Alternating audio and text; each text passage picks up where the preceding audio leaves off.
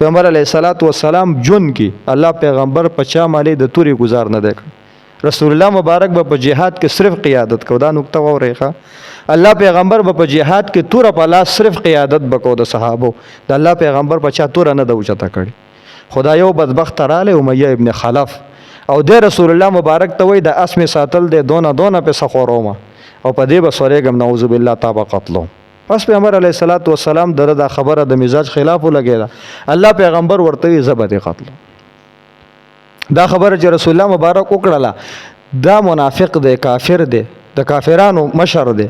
خود د پدی مشرکانو د پدی یقین کو چې او د ویلی دي چې د طاقت لوم نه بس اوس می ته څوک د بچ کولو نشته.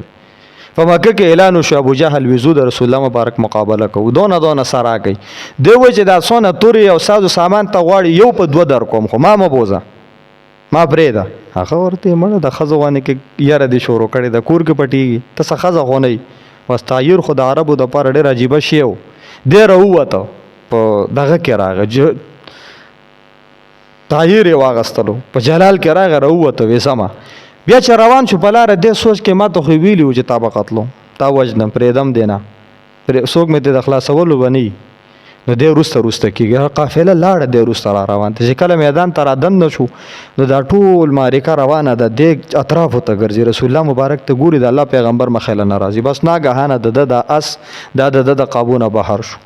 دا اس ور پمنډ شو د چې څنګه د رسول الله مبارک د مخ نه تیرېدو. رسول الله مبارک لاس په توره ولاړو. الله پیغمبر چوکته د امیہ ابن خلف پیغمبر علیه السلام دا توره داسې کړه د پورې ټچ شو چې ټچ شو د دونه رمباړي والی کافران ورته راغون شو. څه چلو شو ولی خیر خوده دی وی زه زخمی شوی یم. کوم ځکه زخمی شوی زخم چې ورته خو معمولی شانتي خراش دې زخم ته د دونه چغه وباسي. د رسول الله مبارک صحابي ورته یاد کوي لاس کټ شوی او په سرمنه کې انخته وي د توري گزار به شکل کو د لاس به مخه لراته وي د خپل لاندې کړه الله سره راخ کالته یو غرزو چې دا خلل پیدا نه کی وي ته دې ته چغه وباسي ورمباړي وي هغه روغ لاس غرزول دی ورته وي جرحون ولکن جرحمن دا زخم دی خو زخم د چا دی دیوم به دی پوي جرحون ولکن جرحمن زخم دی خو دې د چا نو ورته د چا زخم دی وای دا د رسول الله محمد صلی الله علیه وسلم زخم دی. دې زخم نه د په دې میدان را وغورځید مړ شو او چې کله مړ شو لږ ساعت پس چې ماریکا ختم شو نو دا رسول الله مبارک ټول قلیبی بدر ته غورځولي.